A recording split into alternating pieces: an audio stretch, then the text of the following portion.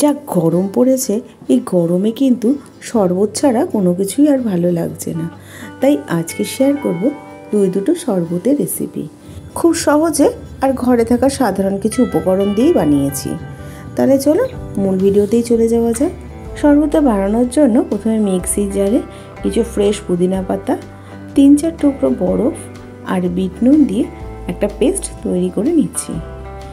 পেস্টটা তৈরি করা হয়ে গেছে, এবার ছাঁকনিতে ছেঁকে নিলাম।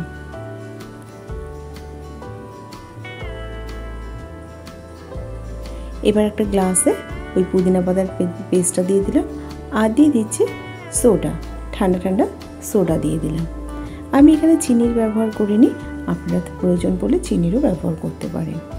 ভালো করে নাড়াচাড়া করে নিলাম। একটা শরবত আমার রেডি হয়ে গেছে। এবার আরেকটা শরবতের জন্য তরমুজ ছোটো ছোটো টুকরো করে কেটে নিয়েছি। এবার মিক্সির জারে তরমুজের টুকরোটা দিয়ে দিচ্ছি। তরমুজটাকে একটা পেস্ট তৈরি করে নেব। পেস্টটা হয়ে গেছে, এবার ছাঁকনিতে তরমুজের পেস্টটাকেও ছেঁকে নিচ্ছি। ভালো করে নাড়াচাড়া করে ছেঁকে নেব।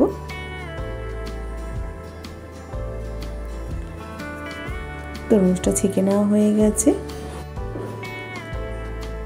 এবার একটা কাঁচের গ্লাস নিয়েছি, গ্লাসের মধ্যে কিছু পাতিলেবুর টুকরো আর ফ্রেশ পুদিনা পাতা দিয়ে দিলাম। এবার পুদিনা পাতা আর লেবুটাকে একটু থেতো করে নিচ্ছি।